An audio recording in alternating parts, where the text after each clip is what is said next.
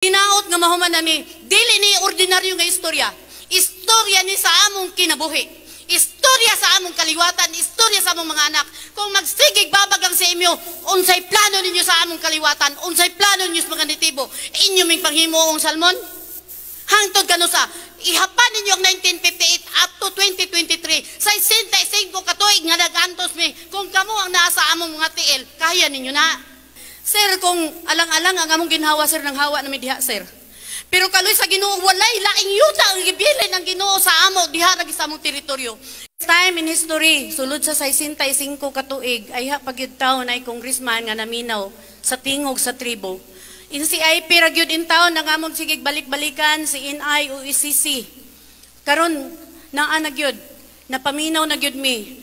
So ang akong ipakita nga ang among legal nga pagpanag-iya sa among yutang kabilin pinaagi sa titulo sa Kadti 251. Ani adala namo ang original 2,801 hectares ilaban namo ni. Kay 65 na katuig ang among pagantos. Sumala sa history sa pagyuta sa CMU ni abot sila 1910 ni abot sila sa Mailag. Nagkuha sila 100 hectares nga ila kunong butangan sa Mindanao Agricultural College. Gibiyaan nila sa 1927 kay gipaapas ang ilang mga kaliwatan para magyuta dinha sa Mailag.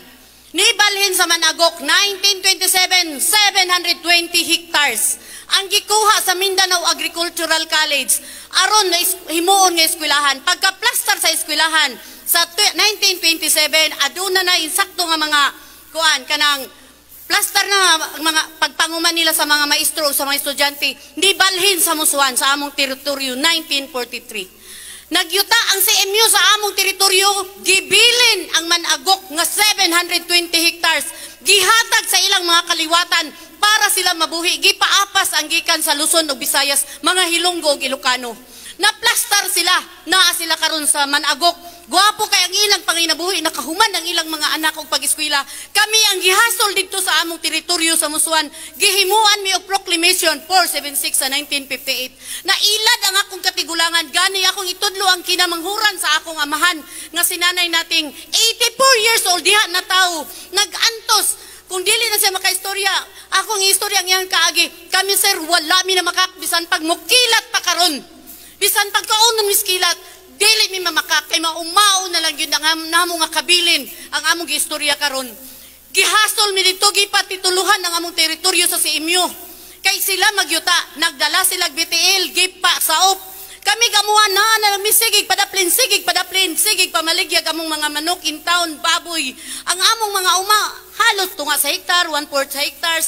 Kay sigig irog ang mga security, forest guard, mga pulis pa sa una, daghan ang among namatay nga mga kauban. Gani leader namo gipatay sa Basakan.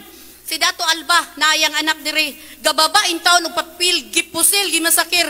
Kay pahawaon na lagi mi kay ang titulado na ni sa CMU ang among teritoryo 1973. Padayon lang gihapon mi nagantos. Gani sa una nagtuo ko nga ang security mauna na ang mga pulis. Hadlok na kaayo mi. Mga security grabe makapangharas sa amo. Ang among uma labayan og kuan covered kanang mga grass nga katong sa tunoy cover crop ipakaon sa baka ang among mga uma, sunugon ang among mga balay. Sir, kung alang-alang ang among ginhawa sir ng hawa na may diha sir. Pero kaloy sa Ginoo, walay laing yuta ang gibilin ng Ginoo sa amo diha lagi sa among teritoryo. Karon, pasalamat ko nga niyang mga maestro niya ang mga estudyante na minaw sa moa. Hinaot nga maminaw mong tinuod kay kami wa mi nangakahuman. Kamo nakahuman mo, nag-anha mo sa eskwelahan kay mag-eskwela, magtuon. Pagtuon og mayong pamatasan, pagtuon og respeto, pagtuon og unsaon pagbuhi ang mga nitibo nga naa nga bilin diha karon.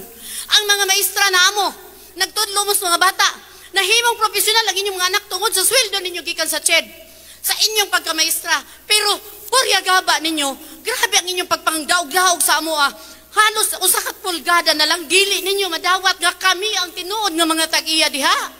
Kami ang gibilin sa among mga katigulangan diha. Ang inyong mga presidente grabing hangyo sa una.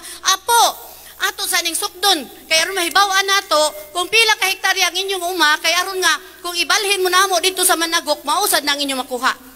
Nisugot in taon ng among mga katigulangan. Kani akong istorya, di yun ipakak. Bisan pag kapila pa ni balik-balikon. Kay dili na gyud mi pwedeng mamakak, sir, kay kami nalay nabilin. Maoning hinaot unta nga kaning panahon na karon mahuman na ni.